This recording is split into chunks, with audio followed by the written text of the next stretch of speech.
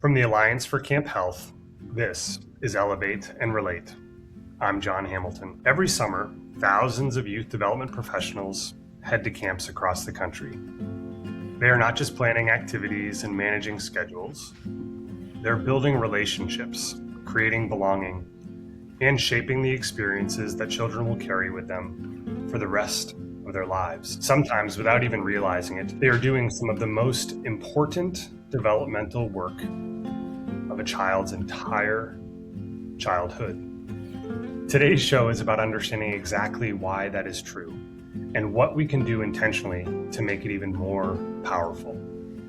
I'm joined today by one of the most respected voices in the camp and youth development world. Someone who has spent more than 4 decades helping camps, summer staff, and youth serving professionals do their very best work with and for the young people directly in their care. Bob Ditter is a licensed clinical social worker specializing in child, adolescent, and family therapy. He began working with youth-serving organizations and camps in 1981 and has conducted leadership training, staff orientation, and on-site visits to over 600 camps and counting. He is best known for his Camping Magazine In the Trenches column, which dealt with the practical issues that were facing camp professionals. Sports Illustrated named him camping's most articulate spokesperson. He's appeared on NBC's Today Show twice, Good Morning America, ABC Evening News, and has been quoted in the New York Times, the Boston Globe, and Parenting Magazine, among others. He retired from his camp work, semi-retired from his camp-related work in 2020 to concentrate on his psychotherapy practice just down the road from where I'm located in Boston, Massachusetts, to practice with young people. And his co-authored book, Building Character at Camp, is available now.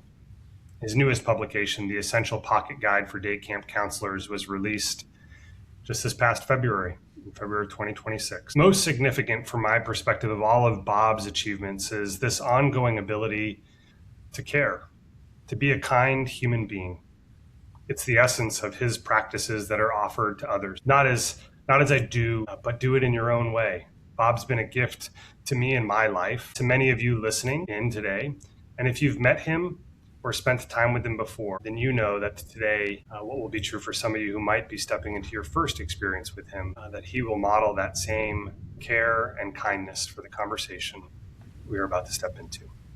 Bob, welcome to Elevate and Relate. We're really glad that you're here with us. Well, thank you, John. That was a very kind and generous introduction. Thank you. I appreciate that. Yeah, well, we're super thankful to have you here to talk about where the industry has been, where we are today, and where we believe it has the potential to go, and how ACH is seeking to elevate care at the core of our mission for healthier communities, not just summer camp communities, but the communities that we reside in. Before we dive in, a part of our tradition here at Elevate and Relate is asking a possible camp-friendly joke that you might have. Do you have one of those for us today that you might be able to share? Well, it's funny, when you mentioned that you might ask me about that, I thought to myself, well, I'm not really kind of a joke-telling guy. That's kind of not me. And yet I thought to myself, well, I want to honor their tradition and also be a little true to myself, right?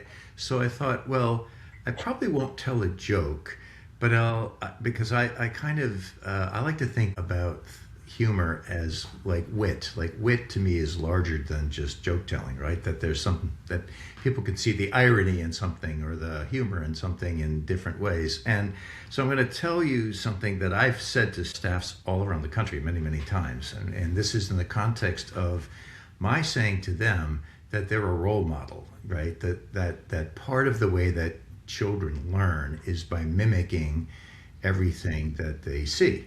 And so when I explain that, one of the things I say to them is, so here's the good news, right? Kids will watch you and they will study you and they will copy everything you do. And here's the bad news. Kids will watch you and they will copy you and they will, mimic everything and copy everything you do. And the counselors are like, oh, yeah, right. Meaning, obviously, there's, and by the way, I always say to staff, just when you think the kids aren't listening, they are. So, Yeah. that's my response to your request about a joke. Well, I appreciate that. And I believe others who are tuning in have probably heard you share that as well, in a spirit to mimic. And that we identify, Kelly often talks about on our team, our chief marketing officer, Kelly Freach, talks about micro influencers, that summer staff are the micro influencers that every single young person needs. And I think that that's going to be something that we touch upon a little bit as to why we believe they need that role model and how they are listening and mimicking and doing all the things that we do as well.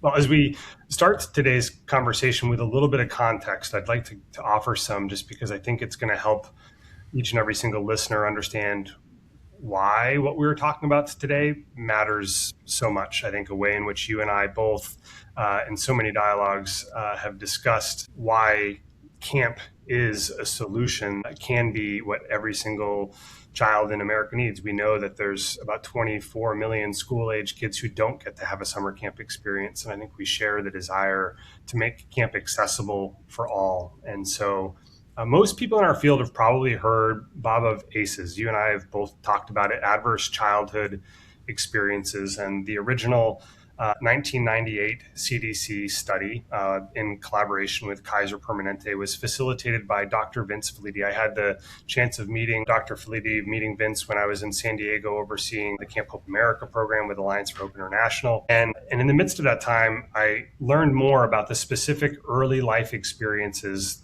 identified in ACEs, like things like abuse and neglect and household dysfunction that are strongly linked, as the study revealed, and we'll put that in our show notes, with poor health, poor mental health related outcomes across a lifetime. But there's also been in our area of the country a parallel body of research that's maybe not gotten quite as much attention in our field and is needing a little bit more traction. And that's the research on positive childhood experiences, the PCEs, and there's the landmark study out of Johns Hopkins led by Dr. Christina Bethel that identified 7 specific experiences before the age of 18 that are directly linked to better mental health, healthier relationships, and greater resilience. And those benefits hold up even today for children who carry even a high ACE score, right? A high adverse childhood experience score. And so those 7 experiences, Bob, just to kind of set the stage a little bit for where we're going,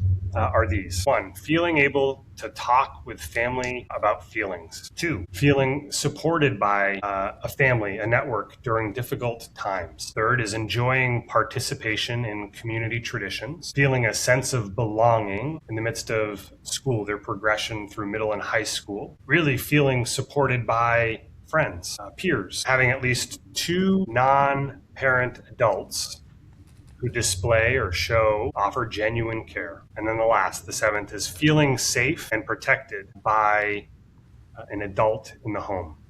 So when I first read these initial 7, I was blown away by how much of the residential camp on campus, trip and travel, how much of day camp experience encapsulates these pieces. Bob, when you look at that list through the lens of your 40 plus years of working with summer camps and with young people, what comes to mind for you? Well, it's really interesting because when you went through that list, and I must admit, I haven't really studied that list probably as carefully as you have, it occurred to me that so many of those things actually happen at camp, right? I mean, being able to talk about feelings, participating in community traditions, the sense of belonging. I think the sense of belonging is a big one for kids who go to camp and for staff as well. Being supported by friends, of course. One of the things about camp is I think there are 2 or 3 major things to me overall about camp. And I'm glad, by the way, you said day camp, because I think it's day camp, like not just even day camp. I want to put them on an equal footing in some ways. First of all, I think there is this, the sense that kids are creating an experience that is wholly theirs. It's not their parents. Their parents didn't engineer it. Their parents may have signed them up. But what happens at camp is wholly the product of their experience. So the community they're part of, the challenges that they meet, the support they get is entirely theirs. I think there's a sense of pride and ownership, and it contributes to a sense of autonomy that I think that kids develop when they go to camp. And the other part of that, I think, that camp does is that creating community, which, covers the whole thing about feeling supported by friends and feeling safe and protected. And I would say, I would add to that, feeling safe and protected and supported in the face of challenge. Because I don't think that kids grow, I don't think human beings grow unless there is some exposure to challenge. I mean, like when you weight lift, you have to expose yourself to the weight. When you want to rock climb, you have to take that risk. So that healthy risk taking that camps usually, offer, whether it's swimming or water based, or whether it's ropes climbing or going on stage or trying out for a team, all of that, I think, and being supported while you're being challenged at the same time. So I love David Yeager's work about, high support and high expectations at the same time. And I think that's really what camp is about. And then the last part of this, when you talk about two non-parent adults, first of all, I want to add something because I think you have a very broad audience. One of the things that I really think is important that we don't talk enough about is those adults need to look like the kids. Kids need to be able to see adults who are in charge and who have some authority and who have some power and who have influence, who look like them. They need to be able to relate to them and to identify with them. And I think that's really important. I helped my husband Alphonse run something called Boston Explorers, which was a wonderful day camp program, right, for kids in the inner city who didn't have access to high quality programming. And one of the things that he was a real stickler about was, we have a lot of kids of color. We need to have staff members who look like them. That was really important. So, I think when I look at this list, I think wow, you could check off at least 6 out of 7, being supported. And you could even, I say, being supported by your family, because camp becomes your family. It really does. I mean, I know that becomes almost like a cliche, and that a lot of camps use that in their advertising and marketing, and yet it's true, right? Yeah. When kids have a sense of belonging, it's like these are my brothers, these are my bros, these are my sisters, right? These are the kids who get me. And by the way, I would like to say one other thing. Where else in our society do kids get to hang out with adults who are just a few years older than they are, usually in college, in a way that's healthy and in a way where those young adults are truly interested in them? It doesn't happen much. Yeah, that's right. And it's kind of layered, right, throughout the entire camp community, where you've got the same thing happening for young professionals developing exercising skills and practices and using tools that they've been trained on to do that in real time with kind of the guidance of those that are just above and before them, right? And it's same thing with campers in different ages, and we've talked about that before.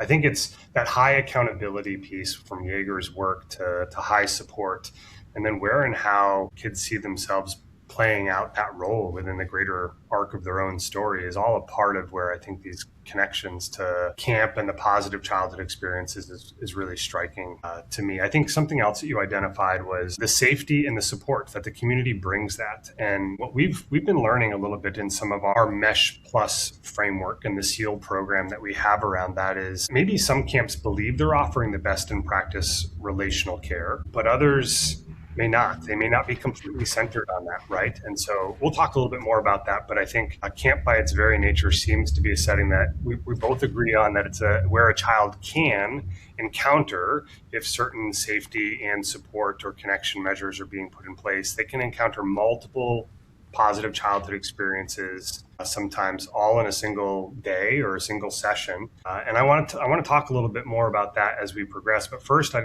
just want to look at some of the research, because we've been in communication here at the Alliance for Camp Health with Dr. Robert Siege, who's at Tufts Medical. He got his PhD at MIT, and his medical practice was established at Harvard School of Medicine. And he's developed the HOPE framework, the healthy outcomes from positive experiences. And he describes the positive experiences as the food, not the medicine, meaning that they are not just remedy for adversity, but they are the foundation that every single child needs in order to develop and thrive. Like this whole premise, right, Bob, we've talked about the progression from improving one's well-being, improving a young person's well-being so that they can thrive and flourish. And a lot of that is what Dr. Seegu identifies as the way in which that's looking. So how does that framing, that shift from reducing harm to actively building strength, how does that land for you, Bob?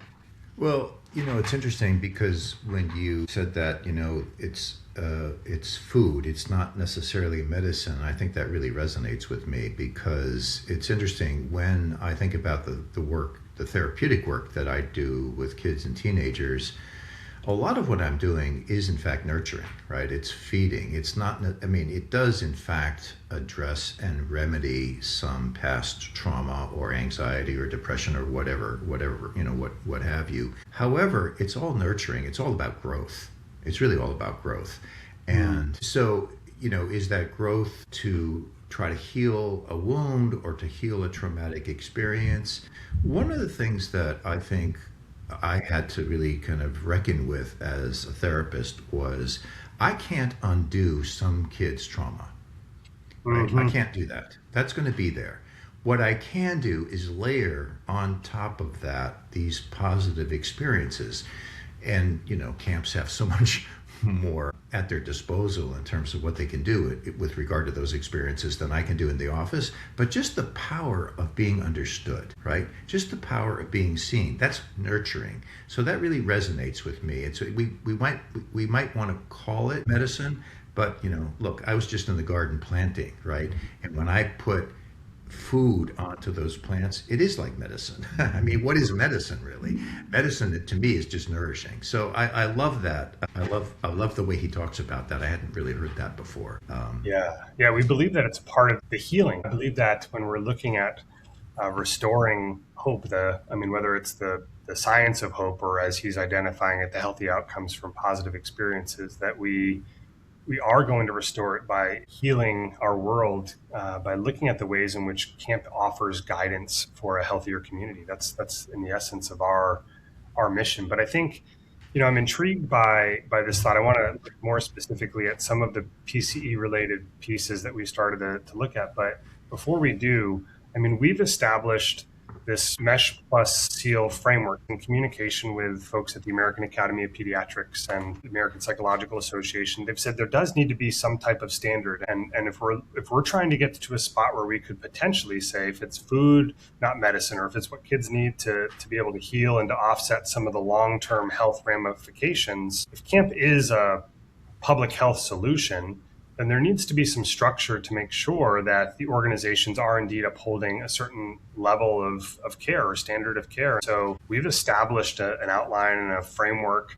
with our Mesh Plus related elements, looking at how from a programming, screening, medication and care measures, training, like what are the ways in which we can do that. And 150 organizations have said we want to join this movement of care, and 30 have applied, and we're seeing about 62% of those have achieved it, which means they are, but also that there's a need for some additional work to become completely centered on a certain level of care. Can you share just a little bit about your thoughts on what it looks like for camps to elevate that standard of care and why it matters in the midst of the work that we're trying to push forward when we're talking about these experiences and the potential for healing? Well, first of all, why does it matter? I think it matters both in terms of individual kids. I think that school people very often and parents even underestimate how powerful a positive camp experience can be for a kid who's struggling, whether it's with ADHD or some sort of trauma or some sort of loss in the family. I think that camp has been underestimated in terms of how powerful it can be. You start talking about, camp being in some ways a therapeutic milieu, right? Which is really an environment where kids, where it's recognized that kids can benefit. I think that it's not just those individual kids, but I think it's like, can schools, parents, other organizations recognize camp as having that potential, right? So that there's, from a sort of policy standpoint or from in terms of the movement, a lot of people like to talk about the camp movement, that the benefits are more clearly recognized, really, so that more kids can get access to them. And I also think, like, wouldn't it be great if, and by the way, I want to say we actually did this, but wouldn't it be great if we could get insurance to pay for some of what kids, are experiencing at camp, because it is in fact therapeutic. Now, I know, because I'm a practitioner, what you have to do to meet those requirements, and I think that Right. could be done. But let me just tell you a little bit about, a program I ran way back in the 1980s when I was a spry young guy in my 30s. I was working for a child guidance clinic at the time. I came to the administration and I said, look, we have a drop off in our clientele during the summer because kids are out of school, they scatter, they don't have the same kind of structure. Wouldn't it be great if we had some sort of day treatment program? And they're like, what the heck is that? And I said, well, it's like a day camp, but I said it has to have certain sort of aspects. And we were able to actually sell it to the insurance company where we could get reimbursement, not for the whole program, but for, under like the guise of group therapy. However, what that meant, of course, was we had to identify, well, what is it therapeutically that we're addressing? Yes. How is it we're addressing it? And like what are the actual interventions or experiences that we are bringing to bear or giving kids that are addressing the particular problems, and then what's the progress we're seeing, right? Yeah. And it's interesting because it wasn't much different than any kind of other camp program. I mean, we did horseback riding with these kids. Well, you take kids who are vulnerable and maybe not trusting and you put them on a horse. That's a big challenge. And it worked, or we took them rowing in Boston Harbor. Like, you go out in Boston Harbor and it's a little scary out there, right? Or Yeah. we took them out to a ropes course. We were lucky to have access to these sorts of things. And so these kinds of challenges helped to build things like confidence, right? Helped to build a sense of inner value or inner strength or inner, well-being. And we could document that. So as long as you have, you have to do an assessment, obviously. What's the behavior we're trying to address? What are the behaviors we're bringing to bear to address that? And what's the progress we're making, and how do you document that? And we got paid. We used to see the same thing when I was overseeing Camp Hope and working with city and county government and community-based organizations, trying to all identify a similar language with camp professionals and camps that they would provide and experience as a part of a year-round program, that would be a piece of it, that they'd be referred, right? There'd be agencies that would be referring kids. Now, the referral is a different path than the prescription, but I think that one of the pieces that we need to delineate in some of that within the industry is folks are afraid to say, well, if camp is therapeutic versus therapy related, right? It doesn't have to be a therapy, but it is this therapeutic element. Could you help listeners identify if they're maybe like I don't really know if I can take certain kids who might have a diagnosis in this capacity, but could you maybe just speak to how camp still offers that therapy? Because our dream is that if enough camps get behind the American Academy of Pediatrics, that if you have this many organizations that are upholding this framework for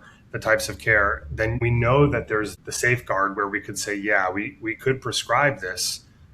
What would you say to somebody who's maybe a little bit hesitant to that, Bob, because we're trying to delineate the difference? Yeah, no, that's a great question. No, first of all, I would like to say that there are camps who are already quote unquote treating kids. I mean, there are a lot of kids who are in their their clientele, for lack of a better word, who already have some of those challenges.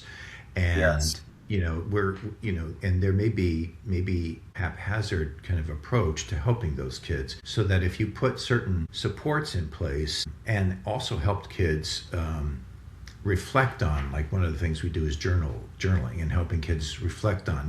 When kids go into a situation knowing this is something I want to get better at, right? And here are the things I'm going to do, and my counselors are going to help me do that, and I'm going to journal about it, and I can feel proud about it. When you put that kind of structure around behavior, I think that you can accomplish a lot that otherwise gets lost, right? In other words, I think kids get a positive benefit, but as soon as you put it into words and kids reflect on it, it almost reinforces it, and they hold on to it better. So the first thing I would say is camps are already having kids like that among their populations. The second thing is Yeah, there would be some kids who you might not want to take because they are, they are too either explosive or they don't have enough self-regulation. Even in my program in the 1980s, I realized we had a kid who fit that description. We Yeah. took him, but we couldn't really manage him. And you've got to be able to manage kids. So there has to be some way of saying,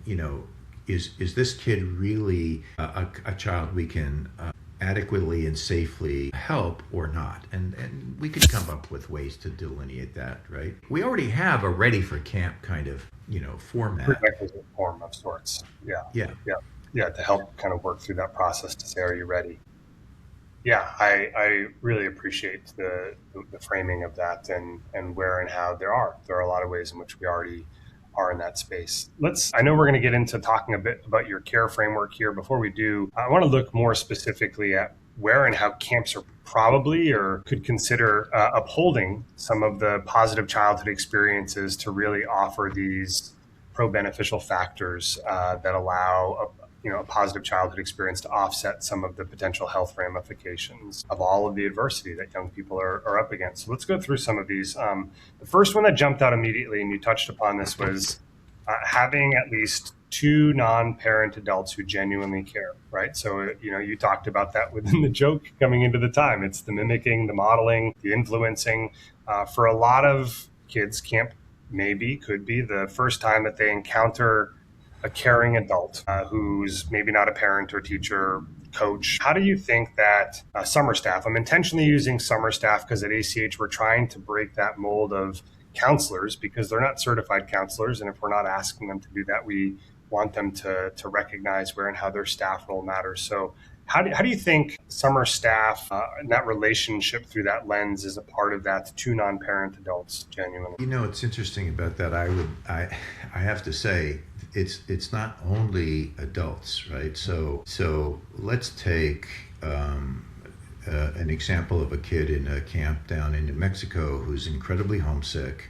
He's like 9, and he has a camp buddy who's 15.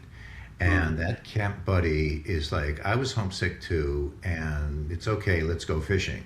And that camp buddy became so important to that kid. And by the way, this is all documented. I actually have this on videotape because Walt Disney, the Disney Corporation, videotaped it for Bug Juice, for the show Bug Juice. So we actually have footage of that boy crying and homesick, and this 15-year-old, who, by the way, was a bit of a problem himself at camp, he becomes important to this kid, and this kid becomes important to him. So I think it's like, who gets you? And I would add to this, it's not always the group counselor or the cabin counselor. Sometimes it's the program person, right? Kids find the adults they need. So it might be the tennis coach or the tennis counselor. It might be, the drama counselor. It's interesting because I watched once when I was many times I was at a camp during the summer when the kids were there, and I'm walking behind this kid he's a boy talking to a young woman who was the nature counselor and opening up to him in a way that he hadn't. So he found who he needed. So what are the elements there? That someone takes you seriously, that someone sees you and understands you and gets you, right? That's what kids say. He gets me, they get me, and is patient and empathic, right? That one of the things that you'll find even when we do training courses for parents, especially around, say, some of the cognitive behavioral or, these kind of techniques that we use with kids, and we coach parents about how to do that. One of the things that we say to them is, look, if you're not sure what to do, validate your kid's experience. That's what counselors do all the time. They validate that. Like, well, no wonder you were scared. Of course you were frightened, or no wonder you felt a little intimidated, or it's okay that you cried. That was a pretty scary thing you just went through, and you did it, right? So I think it's that combination of empathy, validation, feeling seen, and feeling supported all at the same time. And I can't say enough about, to me, kids learn in two ways. Right? They either learn by mirroring, by mimicking what they see and copying it, or they learn and grow through exposure, right? So they're exposed to A scary situation. What could that be? Trying out for a team, going up on stage, right? Going on a whitewater rafting trip, doing some rock climbing. Like these are things that camps do all the time. So they're taking kids out of their comfort zone. When I do therapy with kids, one of the things I have to say to them is, look, sometimes we're going to talk about things that are going to make you feel really upset Yep, because when you talk about stuff, the feelings come back. that's But the right. reason we do that is not just to make you feel bad. The reason we do that is to help you get stronger so that when those feelings do come up, well, when you put things in context like that, I think it helps kids understand that what they're doing through this exposure, which might be uncomfortable, is going to make them stronger. That's Um, right. That's so right. We in our Campwell training that we do, we've had over 400 people that have participated, 250 organizations. That degree of comfortable, uncomfortable, unsafe, and educating around that and giving context to it is a significant part of the work. And it comes back to the outcomes that we look at around safe, supported, connected, contributing, and making sure that everybody's holding some of those same pieces. And so that mirroring and exposure, I love that in terms of that's where and how kids are learning through one of those two paths. I want to go back to something you said a little while ago. I just want to kind of bring it Yeah, forward. Yeah, you said something about how that experience is layered, right? And that, in a sense, you've got kids learning from or being guided by staff, and then you've got staff being guided by more senior staff, and then you've got senior staff being, guided by, directors or assistant directors. One of the great things about camp is everybody is a learner here. Everybody, yes, right? And yep, one of the things that kids will sense right away is I'm not the only one who's learning. It like isn't it cool to be with adults who are also learning on the job too? Like we're all in this together, right? And I think that's yes, something that's different from school, and it's certainly different from home, right? Because it's kind of like, okay, my counselors, I know my counselors are young, but of course to a 12-year-old, a 20-year-old seems like, ancient, but I think there is this sense, even if it's not spoken, that everybody is in the pool together. We're all learning together. I think that's a really important aspect of it. spot on. For others who are listening in, I've got from a learning moment here to when I was directing camp for about a decade. I always used to reference the homesick piece, and I'd be remiss to not bring up Dr. Chris Thurber's work around missing home and the progression from homesickness to identifying the language of where and how someone who's having those stronger or heavier emotions, shifting our language to educate contextually, caregivers and parents, families in that way of saying, like this, there is a missing home piece, and that's something that we're needing to kind of continue to do. I want to shift, Bob, to another as well.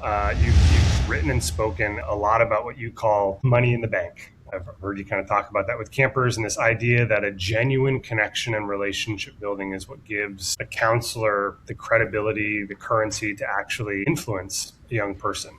So when we look at the positive childhood experiences of in this concept of this, how does that connect to what PCE research is telling us about what kids really actually need? Well, again, I think you talk about, I'm going to say it from my framework, and right, and then I'm going to let Yeah. you do the connecting, okay? Okay. So, That sounds good. and I want to put this in the context of 2026, right? One of the things that I find ironic about social media and all of this conversation about like what are positive and negative benefits or impacts of social media. One of the things that I think kids are hungry for is authenticity, right? They want to be in the company of adults who are authentic. What does that mean? Who are real about their feelings, who aren't fake, who aren't just posturing, but are actually interested, curious, right? And that whole that and that you don't have to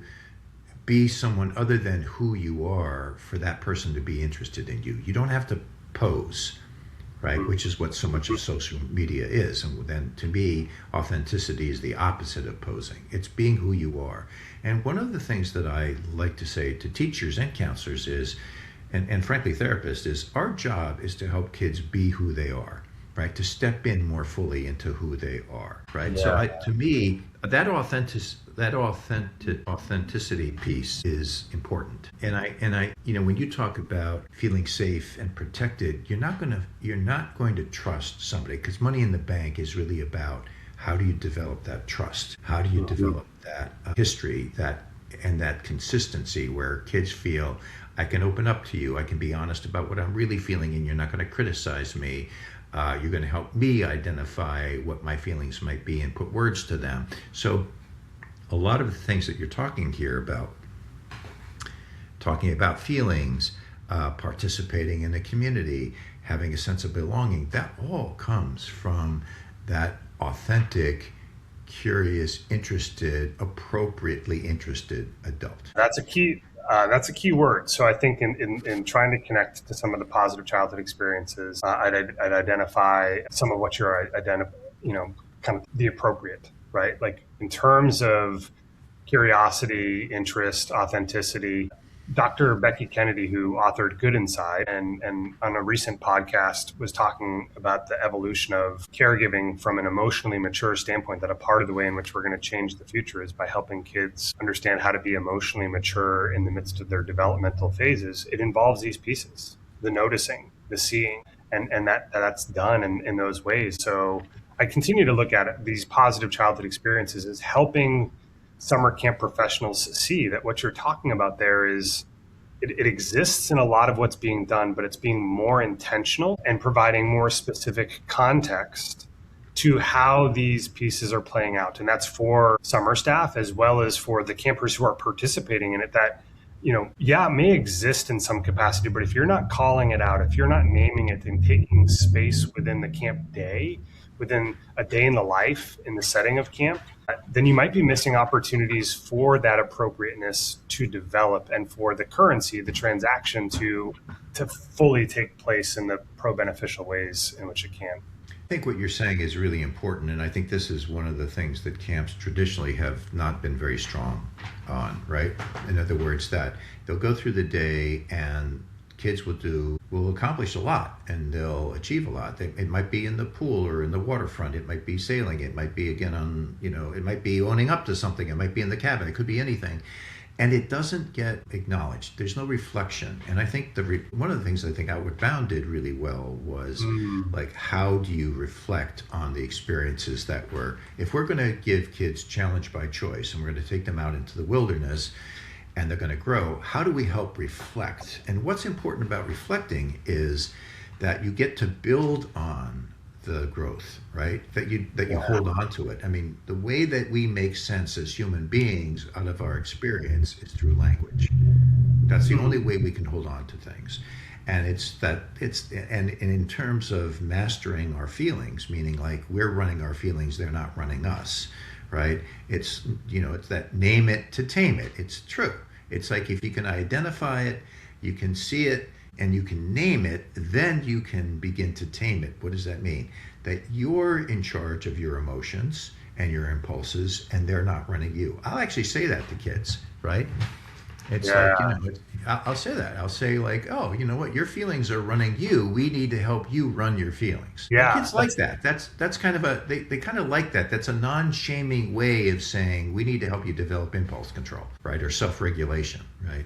yeah. That impulse control means that the emotions and feelings serve as an advisor, not as a master, right? Exactly. Right. You're not sitting there having to be directly connected to those. I love it. Right.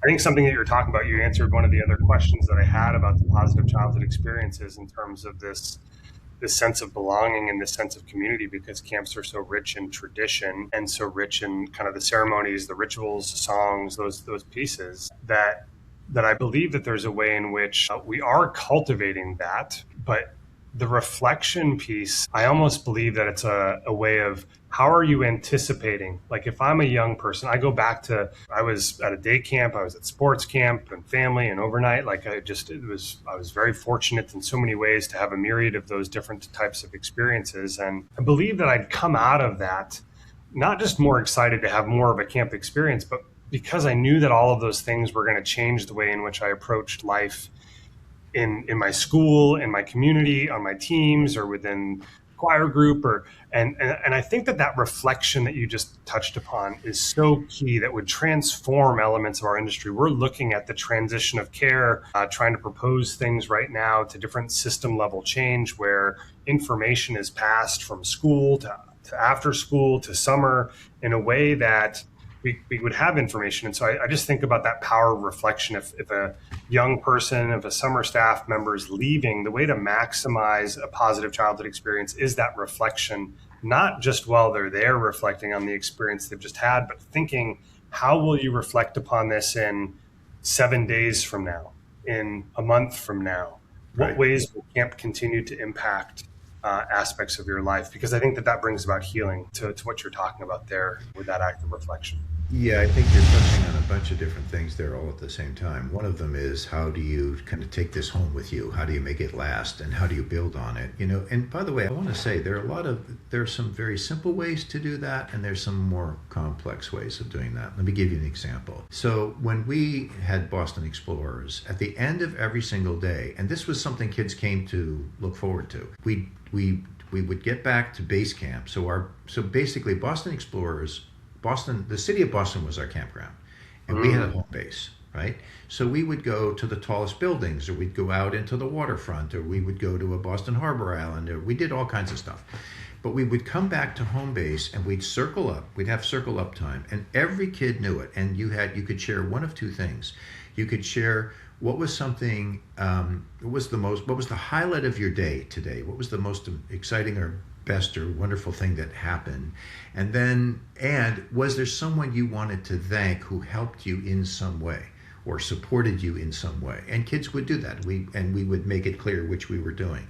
So that's a very simple way of beginning that and having, but I have to make it really clear. The culture has to support that, right? In other words, everybody has to have buy-in around that sort of reflection. Something a little more complex was when we took kids, which we did, on an overnight. Now, just imagine this. We have kids in the city. They don't even know there are Boston Harbor Islands. We take them out to one with all of this gear, and we spend a night on the island because it's a federal camp and we got permission to do that. We make a campfire, and they're around a campfire looking back at the city of Boston, right? Like, when do kids get to do that? Like, from offshore. Like, this is like mind-blowing for them, right? So, but they have to help out with getting the stuff through on the tee down to the boat. We have to get it onto the boat. You have to get it off the boat. You have to set up camp. You have to help out with cooking. And you do that either for breakfast, lunch, or dinner. And so we do this whole elaborate thing. And at the end, we have a reflection back at camp, which is, tell me something new that you learned about yourself that you didn't know, right? Tell me something that you did for the first time you've never done before. Tell me how you're going to tell your friends back outside of camp about what you did, right? Tell me about somebody you met and got to know better than you've ever known. Just questions like that. Kids don't need too much. They just need a few prompts. And I think what happens, look, there's the old joke, kids go home from camp and parents say, so how was it? What'd you do? And they say, oh, nothing, right? And parents are like, wait, what? What do you mean nothing?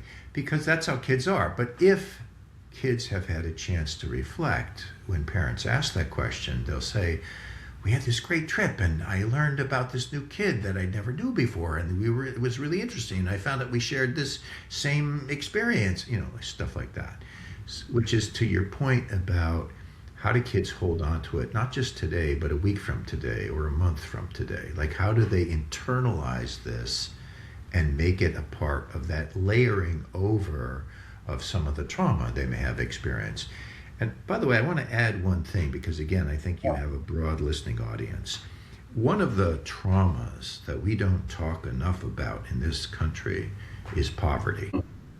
And I think that a lot of the kids that I have worked with, especially through Boston Explorers, have experienced poverty, and it is its own trauma, to be honest with you.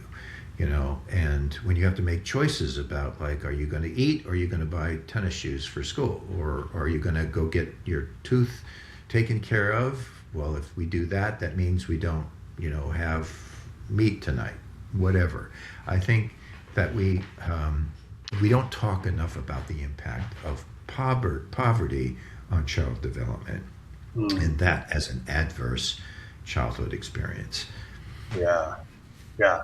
It's you have me thinking of an individual camper that I was with that was advocating at one point in time down on Capitol Hill in DC, and sharing about the value of the camp experience for her and her community with some of her peers, and how significant it was in the face of having access to food and safety where others were at risk in certain spaces. And so I think about the 24 million that we're trying to get through these positive childhood experiences, that if camps were very intentional about upholding them, working toward a framework and a structure like we're working on with Mesh Plus, that would help us to get there and take those steps and kind of do that. It's fascinating. I want to just that question that you said. I don't think it's just for a child at the end of the day. I think I try to practice this with my partner. We have this in our Mesh Plus pocket guides I'm holding here in hand. We've had over 10,000 of these go out, and it has some of the things that you're talking about, like in a name it to tame it, or some coping mechanisms. At the end of each day, just asking this question: what went well? It's right in the back of it, to be able to think about it. But you said, tell me something new you learned about yourself.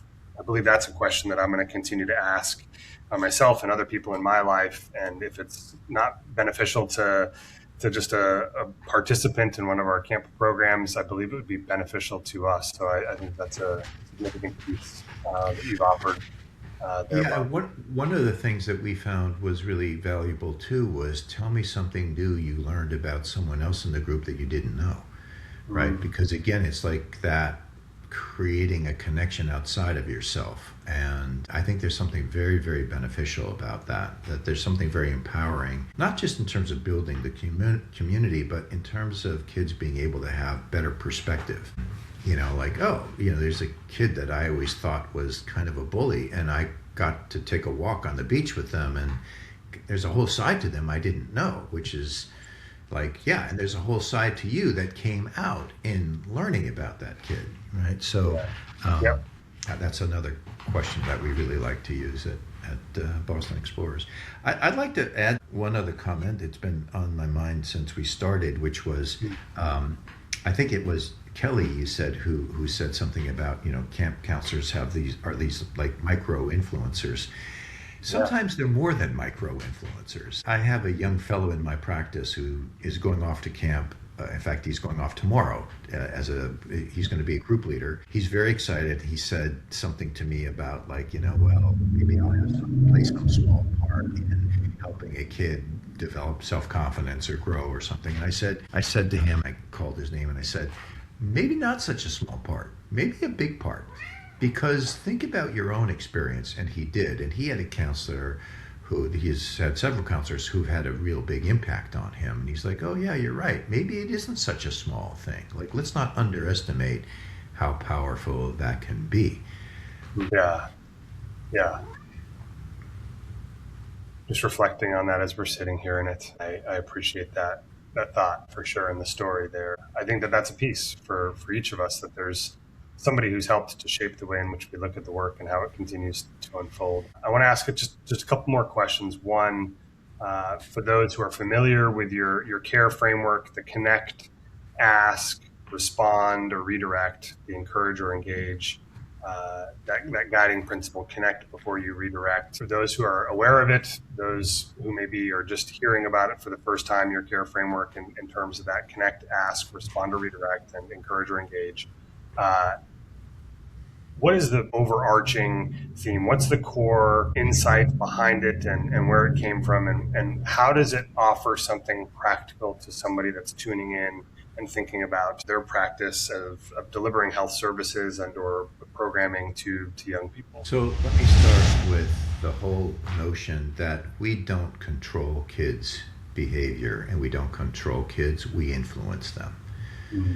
And that's something that a 19-year-old or 18 or 17 or 20-year-old counselor has to kind of get, kind of wrap their brain around that now that they have this very, influential, powerful position, and they've, arrived, especially if they've grown up through camp, it's not the fact that you have that position that's going to make kids listen to you, right? We don't control kids. And I think it's the whole idea of, okay, so what is it that does influence kids? And one of the other things that fits in here is I said, kids learn when they listen, but they don't listen unless they feel heard. And so the whole idea of connect before you redirect. Now, obviously, there are situations that might be safety where you just, say, we don't do that, or put your seatbelt on, or whatever. But most of the time, if you connect first, kids are more likely to feel heard and feel safe. They're more likely to accept the redirect, right? So you can be right about what you want a kid to do and be totally ineffective. Yep. Or you can stop and validate whatever might be going on for that kid and try to understand where they're coming from. What was their positive intention, right? How might they be feeling intimidated? Like, how might they be feeling defensive and hurt? Because unless you address that emotion, the emotion's going to get in the way of their hearing your redirect. So I don't want people, I don't just want caregivers to be correct. I want them to be effective. And there's a difference.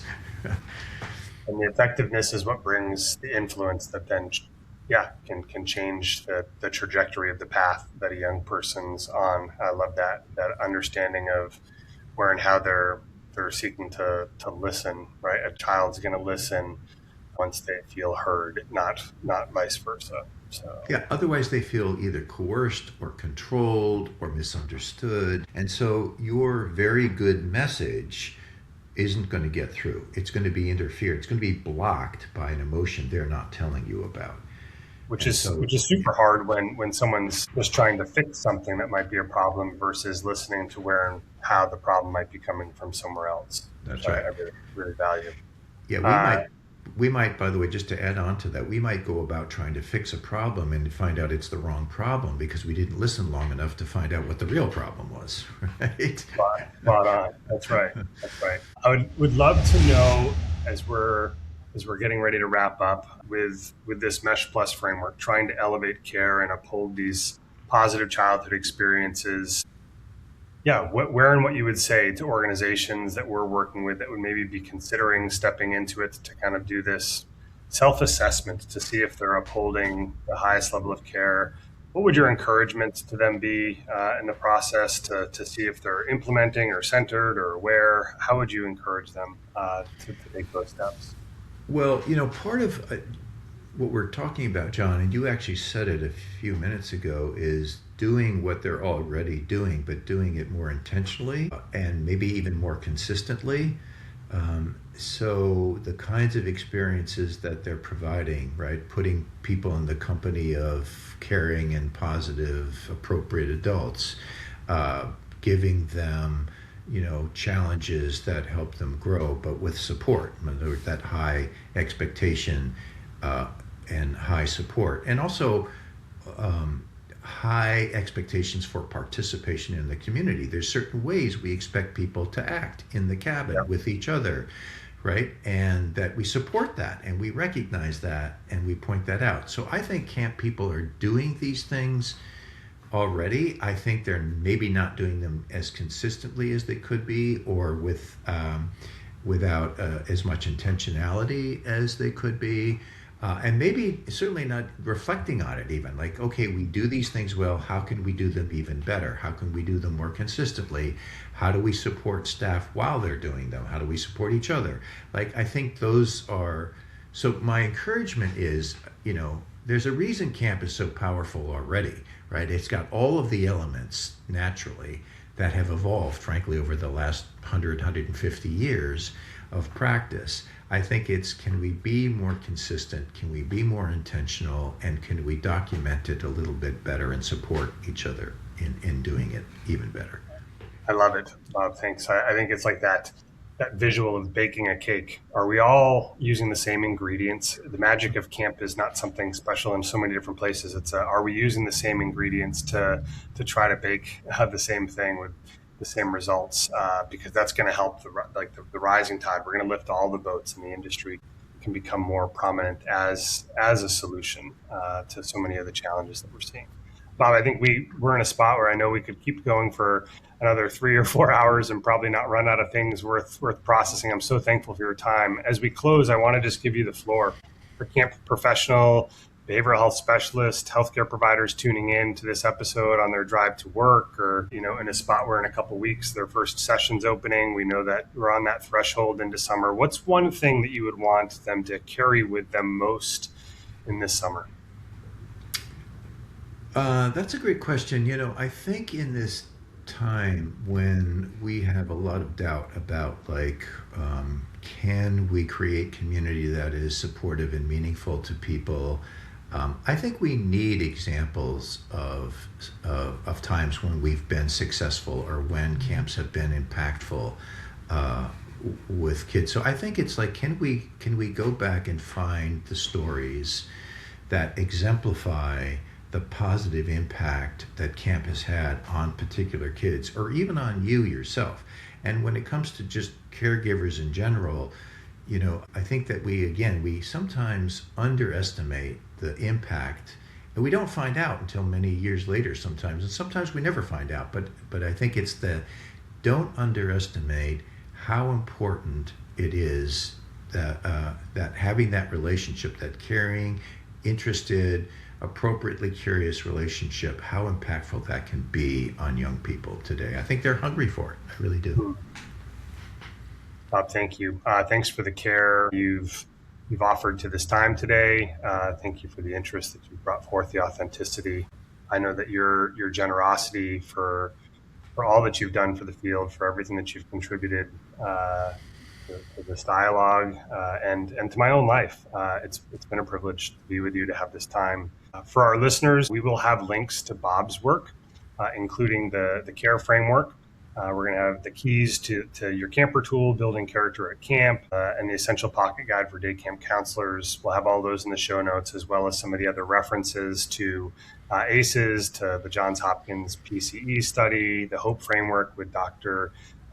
Robert Siege with Bob Siege, and that work, as well as The Good Inside with Dr. Becky Kennedy. So thank you all for tuning in. Elevate and Relate is produced by the Alliance for Camp Health. The Alliance for Camp Health is a national 501c3 nonprofit and the leading authority on health and well-being for summer camps and out-of-school time programs. We prepare youth development leaders, healthcare providers, and behavioral health specialists to address youth well-being through research-backed, expert-led education, evidence-based practices, and educational partnerships. You can join the Alliance for Camp Health as a member today and sign up for our free weekly newsletter, Elevating Care Weekly, through the link in our show notes. Together, we are elevating care for healthier communities. I'm John Hamilton. Thanks for listening. Thanks for caring.